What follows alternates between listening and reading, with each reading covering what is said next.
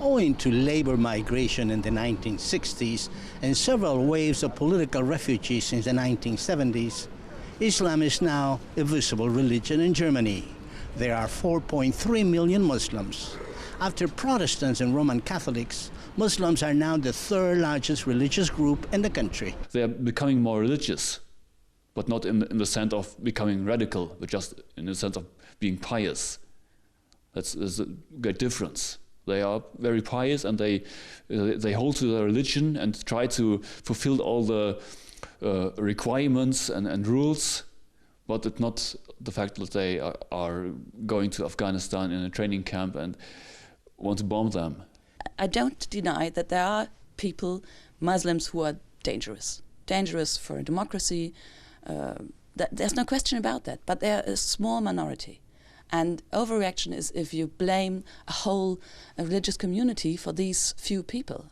In Germany, fears of religious fundamentalism, especially in relation to second and third generation Muslims, came into public attention after the New York terrorist attacks on September 11, 2001.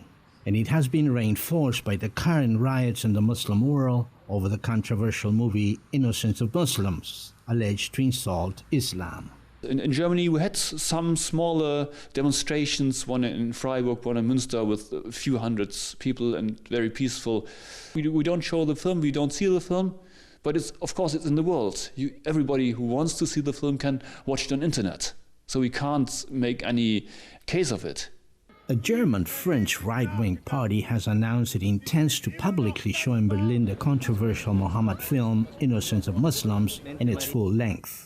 Civil Movement for Germany has no political significance, yet the group regularly attracts attention with populist, anti-Muslim and xenophobic campaigns.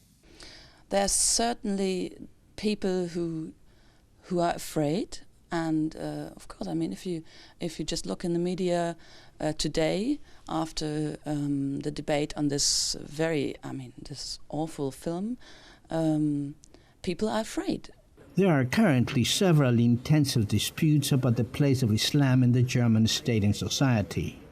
One sharply discussed topic is the traditional Muslim headscarves. As of 2007, some of the German states have introduced legislation banning headscarves for teachers. However, unlike in France, there are no laws against the wearing of headscarves by students. Most of our students wear scarves because we are teaching theology, and of course most girls who come here are pious, and it's a majority position that it's somehow obligatory to wear a scarf. It's a fact, and it's nothing about extremism or radicalization. It's just kind of a part of their personality to wear a scarf. It's kind of their fashion, perhaps. Some people here in Germany and elsewhere in Europe are saying that perhaps what's pushing the radicalization of young Muslims in Europe is the Palestinian-Israeli conflict. Yes, I think it's right. I don't know whether it's pushing radicalization, but it's always in the minds of the people, also of the students. It's a hot issue, and it's a question of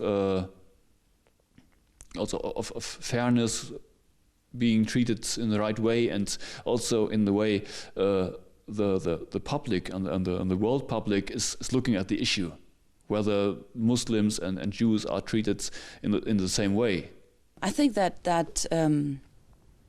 this rage about the Israeli-Palestinian conflict by young Muslims in Europe, especially in France, as I hear, is not really about the substance of the conflict.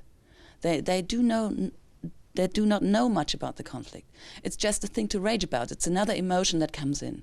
So I'm not so sure whether it is really about the substance of the conflict and whether there is a strong knowledge about what's actually going on in Israel-Palestine.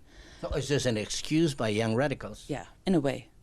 Most Muslims in Germany live in big cities. However, unlike in other European countries, there are sizable Muslim communities in many rural regions, especially in the states of Baden Wuertemberg, Hessen and Bavaria.